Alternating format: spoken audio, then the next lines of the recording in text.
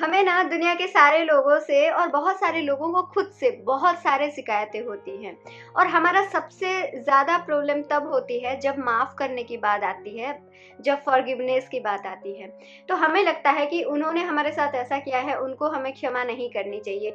हम बहुत बार ये भी सोचते हैं कि हम अपने साथ कितना गलत किए हैं, हम अपने आप को माफ़ नहीं कर पाते हैं। जब हम माफ़ नहीं कर पाते हैं तो पता है आप चीज़ों को पकड़ के रखते हैं। देखिए, एक इंसिडेंट तब हुआ था, वो इंसिडेंट तब हो चुका है, लेकिन क्योंकि हम उसको माफ़ नहीं कर पाते, उस पर्सन को, चाहे सामने वाले को चाहे खुद को, क्योंकि हम माफ़ नहीं कर पाते हैं तो हम उसी सिचुएशन में स्टिक होके रह जाते हैं। तो जब आप उस सिचुएशन में स्टिक होके रह जाएंगे ना, तो रिजल्ट आपको वही ही मिलता रहेगा। हम एक एग्जाम्पल के साथ आपको बताते हैं। मान लीजिए आप रोड में जा रहे हैं, एक बार आप ट्रैफिक रूल तोड़ देते हैं, ठीक है। तो आपने एक बार ट्रैफिक रूल तोड़ दिया और आपको फाइन हो गया, जो भी हो गया, आपको सजा मिल गई, हो गया। फिर आप वही रोड में जाके फिर ट्रैफिक वाले को बोलते हैं मैंने उस दिन रूल तोड़ा था, तो वो आपसे फिर फाइन मांगेगा। रोज आप जाके बोलेंगे मैंने तो रूल तोड़ा था यार, मुझसे गलती हो गई यार, तो वो फिर से आपसे जरूर कोई ना, या तो कुछ गाली देगा या तो कुछ बोलेगा। क्योंकि आप वो रूल तोड़ने वाले सिचुएशन में स्टिक हो, तो वो जो पुलिस वाला है ना, वो भी आपको फाइन बनाने में स्टिक है। एग्जैक्टली ऐसे ही होता है। हम किसी सिचुएशन में स्टिक रह जाते हैं ना, तो उस सिचुएशन का जो इफेक्ट है, जो रिजल्ट है, वो भी स्टिक हो जाता है। क्योंकि हम उस पर्सन में, उस सिचुएशन में, खुद की गलतियों में, गिल्ट में स्टिक हैं, फॉरगिव नहीं कर पा रहे हैं, तो फिर क्या होगा, उस सिचुएशन से जो भी खराब रिजल्ट मिला था ना, वो हमें बार बार हमारे साथ होता है। हमें लगता है कि एक ही चीज़ हमारे साथ क्यों बार बार हो रहा है। इसी वजह से हो रहा है क्योंकि हम अपने आप को, सामने वाले को या फिर वो सिचुएशन को माफ़ नहीं कर पा रहे हैं। तो आज के इस वीडियो में ना हम एक बहुत अच्छा तरीका डिस्कस करेंगे, जिससे हम अपने आप को माफ़ भी कर पाएंगे, अपने आप को ग्रैटिट्यूड के साथ भर भी लेंगे। और अगर इस प्रक्रिया को हम कुछ दिनों तक बहुत अच्छे से, इजीली, कामनेस के साथ, कंसिस्टेंसी के साथ अगर हम फॉलो करते हैं ना, तो ये बहुत अच्छी रिजल्ट देती है। ये एक हवाईयन प्रेयर है जिसको हम होपोनोपोनो प्रेयर बोलते हैं, जिसके बारे में आजकल यूट्यूब में बहुत सारे वीडियोस हैं, ठीक है। लेकिन देखिए, वीडियोस तो बहुत सारे हैं, लेकिन हम सबके साथ रिलेट नहीं कर पाते हैं। किसी को हमारी आवाज़ पसंद आती है, किसी को हमारा बोलने का अंदाज पसंद आती है, किसी को क्या पसंद आता है, किसी को कॉन्सेप्ट पसंद आता है। अगर आपको हमारी अंदाज, हमारी आवाज़, हमारी कॉन्सेप्ट्स पसंद आ रही है तो हमारे साथ बिल्कुल जुड़ के रहिए। अगर नहीं भी आ रही है तो थोड़ा कंटिन्यू कर लीजिए यार, वीडियो को पसंद आ जाएंगे हम, ठीक है। तो चलिए, ये जो होपोनोपोनो प्रेयर है, इसमें ना 4 सेंटेंसेस होते हैं, ठीक है। पहले तो होता है आई एम सॉरी, देन होता है प्लीज फॉरगिव मी, देन है थैंक यू, देन है आई लव यू। देखिए, जब हम वर्ड्स की बात करते हैं, हम भारतीयों को वर्ड्स के जो मायने हैं, वर्ड्स की जो ताकत है, वो बहुत अच्छी तरह से पता है। हम सबको पता है मंत्रों की क्या शक्ति होती है, उन वर्ड्स के जो वाइब्रेशन है उसमें क्या शक्ति होती है।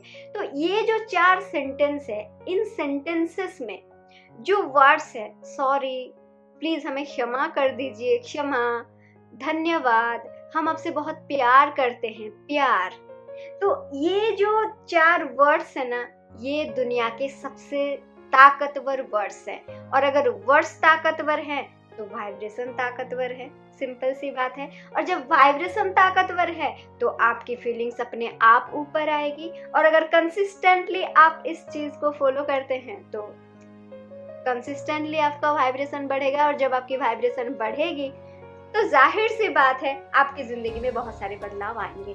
लेकिन हाँ, इसमें थोड़ा सा आपको ध्यान रखना पड़ेगा कि किसी भी चीज़ ना इंस्टेंटली नहीं होती है। आपको ये बिल्कुल भी एक्सपेक्ट नहीं करनी है कि मैंने आज किया कल हो जाएगा, 5 दिन बाद, 7 दिन बाद, ऐसा नहीं होगा, ठीक है।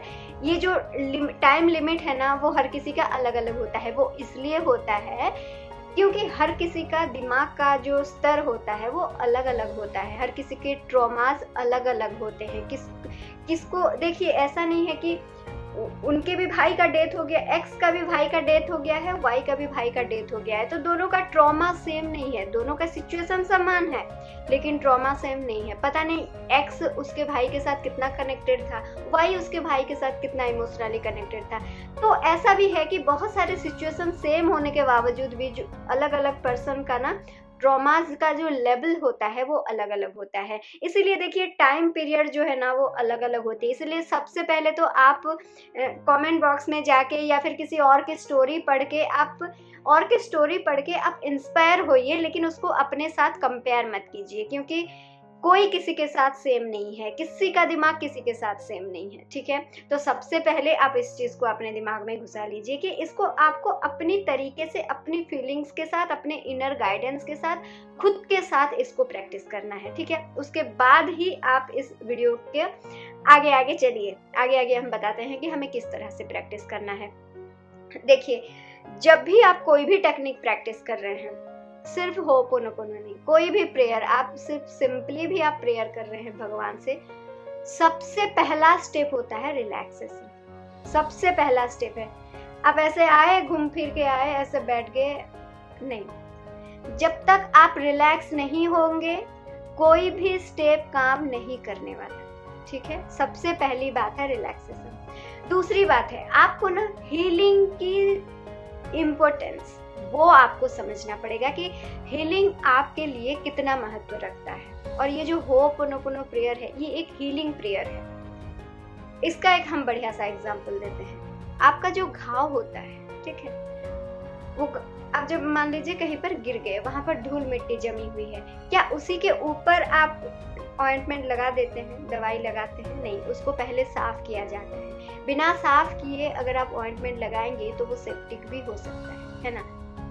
जो आपकी जो हालत है वो बदतर भी हो सकती है। इसीलिए सबसे पहले आपको ना इस हीलिंग को टाइम देना पड़ेगा। आपकी जो पूरी जो मैनिफेस्टेशन का प्रोसेस है वो 90% डिपेंड्स अपन आपका हीलिंग कितना ज़्यादा है, आप हीलिंग पर कितना ज़्यादा फोकस कर रहे हो। तो ये जो प्रेयर है ना ये आपके लिए हीलिंग के काम करती है। ठीक है, सबसे पहले रिलैक्स हो जाइए।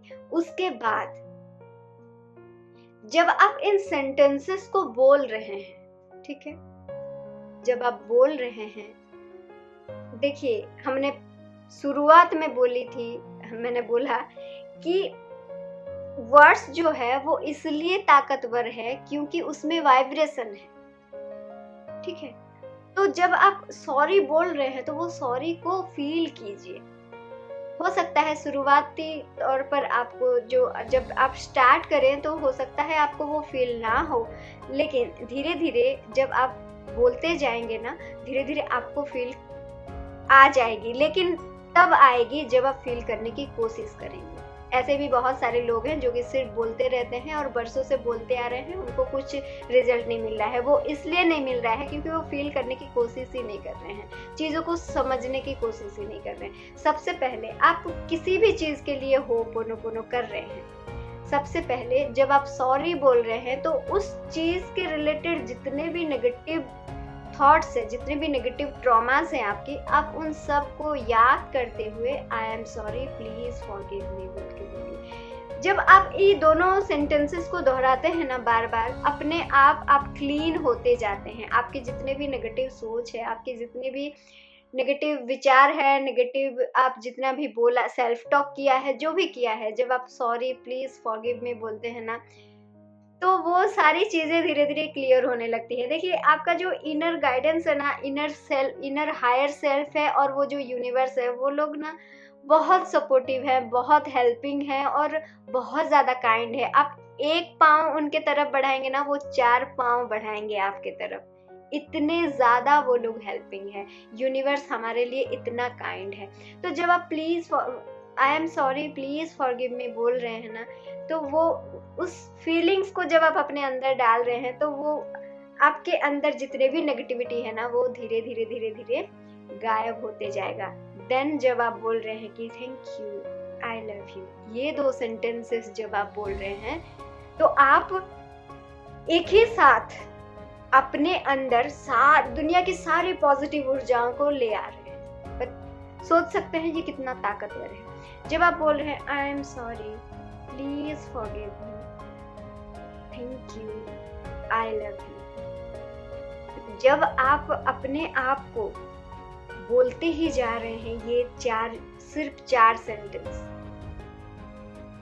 तो हमारा वीडियो यहाँ तक आपको समझ में ही आ गया होगा कि ये कितना ज़्यादा इम्पैक्ट कर सकती है आपकी ज़िंदगी में। लेकिन हाँ, सिर्फ समझने से काम नहीं चलेगा, आपको करना पड़ेगा, आपको करना पड़ेगा, ठीक है। इस प्रेयर को आपको कंसिस्टेंटली करना पड़ेगा, और किस सिचुएशन के लिए, किस चीज़ के लिए आप इस प्रेयर को किस तरह से मतलब कस्टमाइज कर सकते हैं, वो हम धीरे धीरे आगे आगे वीडियोस में बताएंगे। लेकिन ये बेसिक चीज़ें जो है ना, जो कि आपको ज़रूर से मालूम होनी चाहिए।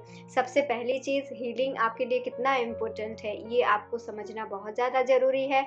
दूसरी चीज़ ये है कि आप जब भी हीलिंग करने बैठ रहे हैं या कुछ भी काम कर रहे हैं, सबसे पहली चीज़ ये है कि रिलैक्स होके कीजिए। तीसरी चीज़ ये है कि आप डिस्परेट मत होइए किसी की रिजल्ट के साथ, अपने रिजल्ट को कंपेयर मत कीजिए, रिजल्ट के साथ बिल्कुल डिटैच होकर रहिए। चौथी चीज़ है, feeling is the secret and consistency is the की।